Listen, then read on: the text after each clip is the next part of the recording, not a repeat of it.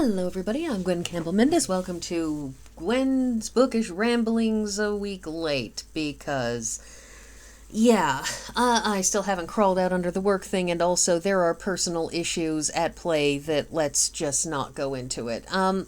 So we are continuing with the Knight's Edge series, because that's what this is apparently called.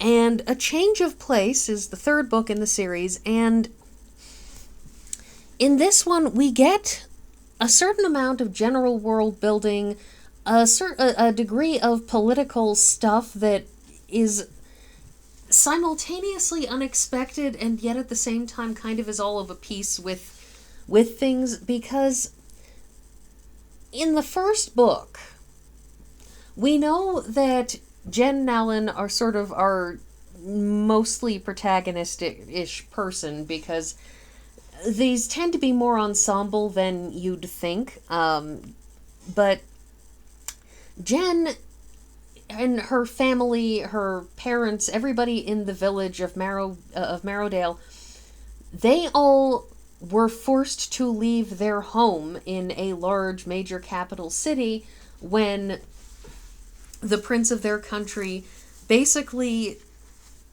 forced them out and made them cut this deal where they could keep all of their stuff and move to somewhere else or stay within the country, but they had to give up basically everything: rights, titles, money, valuables, yada yada yada.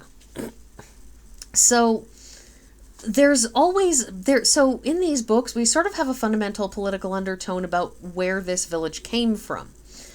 But at the same time, the book kind of reads like that was 20 years ago and we're not dealing with that anymore. Except the second book, when we meet Bannan, that is the young man who falls in love with Jenn, we meet his sister, and she and her husband, who is a baron, are deeply, massively, super-duper politically involved, and they're involved with spying, and they've got all of this stuff going on. And so suddenly you have this sideways entry of politics, and it changes the focus ever so slightly, because the politics suddenly stop being grouchy old people who are still bitter they got driven from their homes, rightfully so to be bitter, but at the same time, they're settled and they're more or less happy where they are, except we have these politics now coming in from a different quarter.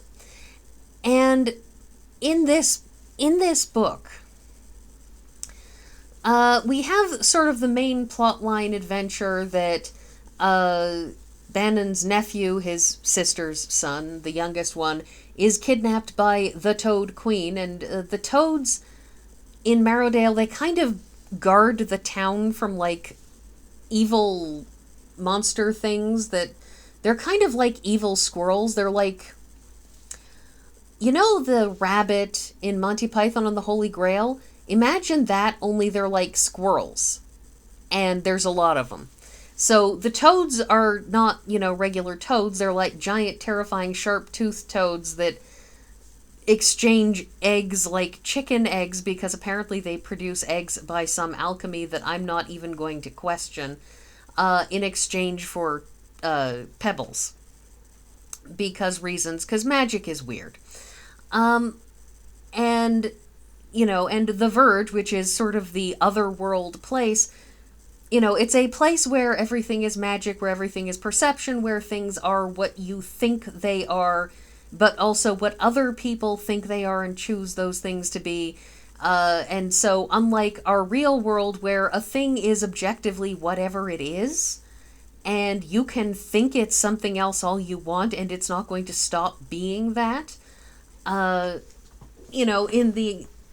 the Verge, this other world, things are much more malleable and problematic and frightening. And so the toads need pebbles for what the dragon at the time, when we first start these books, he thinks that they are making, like, sacrifices or, offerings or something to the Toad Queen, who he openly says is pure undiluted evil, and he doesn't understand why they worship her, but whatever, he says. They're weird, the little cousins.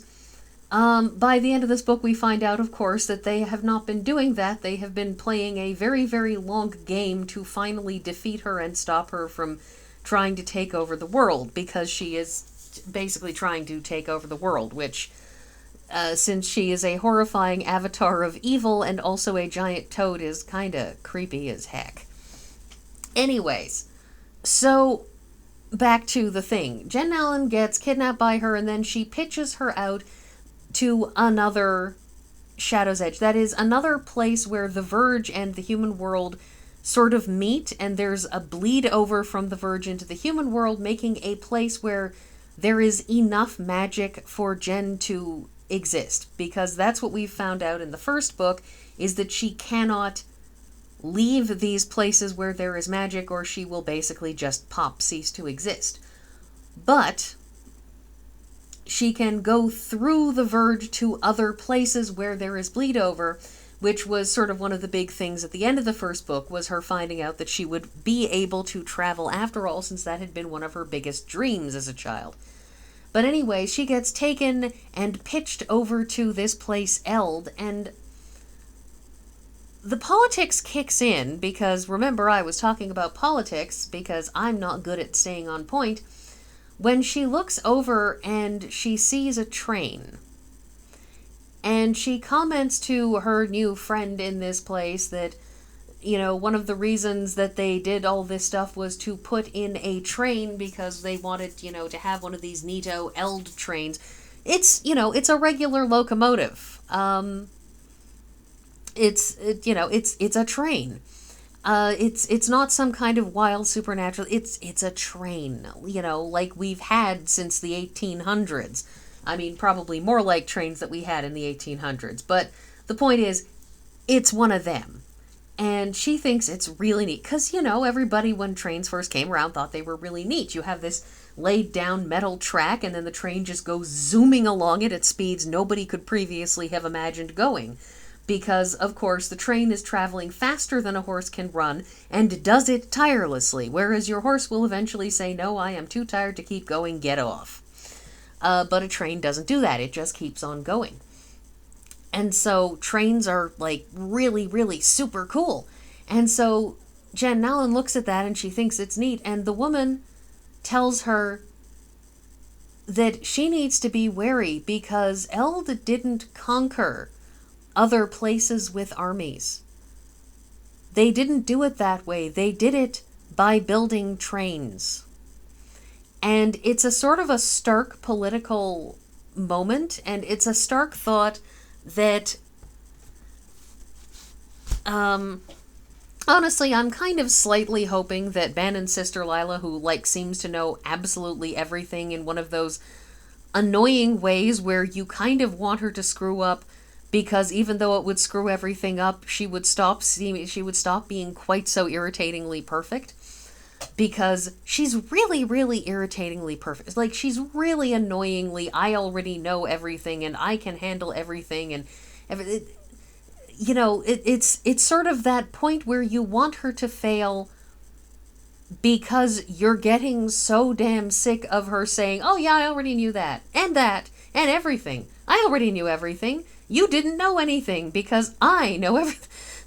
Like, she's constantly basically telling her brother, oh, I already know. And it feels a little like one would wish that he could genuinely surprise her for once. Like, genuinely know more about what's going on and handle it better than her, just because it's so... because perfect people are really, really annoying. Perfect people who already know everything and can already handle everything and don't need anybody's help and are just totally... they're really kind of annoying. I mean, that's what the Mary Sue problem is these characters who, know everything and no one is ever annoyed with them. Now, putting that aside, so I will say again, it's they've hired a really, really good artist here, because the artist who did this has done a very good job at capturing stuff that's actually in the book. So when Jenn arrives in Eld, it turns out that instead of having magic toads, or as they had in the last place, Chenin, which had like magic turtles, here they have magic manatees. So, yeah. But you can see her there with the gold necklace that she has in the book that is a thing, and the bridge overhead with a train on it, and boats. Like, it's a whole thing. You can see that whoever did this cover art, I really, really appreciate either that somebody took the time to give them a good write-up to work from, or that they bothered to read their write-up, or even read the book. I don't know. I don't know how these things work. Anyways, it's nice to see cover art that's kind of like accurate to what's in the book. So,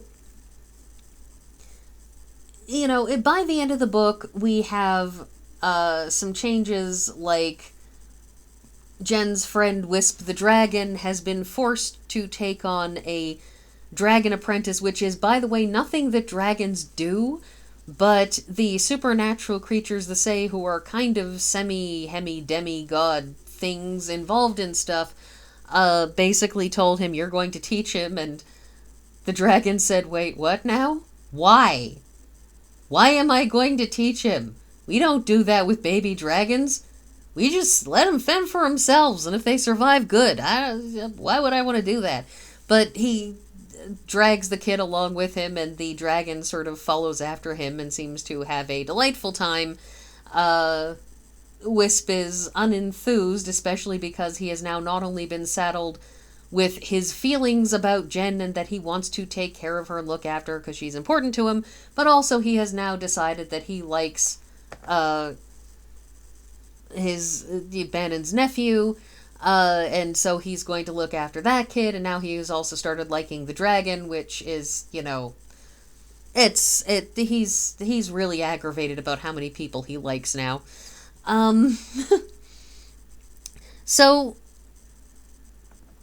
we continue, we have Bannan's sister Lila appearing again, and I think the most interesting thing in this is that Jenn, it turns out that there is an edge in Bannan and Lila's hometown, in the house that they grew up in, which, like, collapsed in on itself one day when they were children, killing their parents, and it was a whole thing.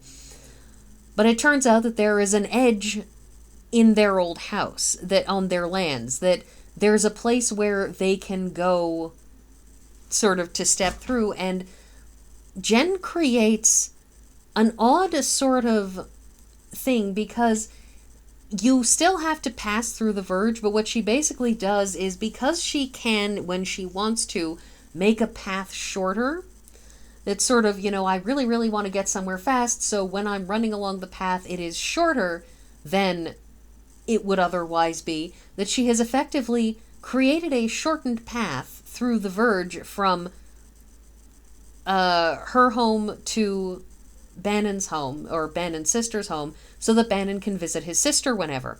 But the thing is that she cautions him that to keep in mind, it isn't just a step. You are, in fact, passing through the Verge. You are passing all the way through the Verge. I have made the path as just like 3 step, just like, you know, a step, and it's really, really short, but you are passing through the Verge. And that you cannot bring people who do not have magic through, because the Verge drives people insane who don't have magic. Like, it's a place where you have to have magic of your own, or else, like, it kind of eats your brain alive and you turn into a just, you know, screaming mess. Anyway, so that goes on. Jenn, at the end of the book, we get the very interesting thing that another Turnborn has been born by one of the characters in these books, who is kind of a supernatural who's of her own, and we never get an explanation. But she deliberately made herself give birth on the turn to create another one like Jenn, so that Jenn wouldn't be alone. It's a really weird thing, and Jenn has very mixed feelings, and actually I'm out of time, So that's everything, and I will see you all next week.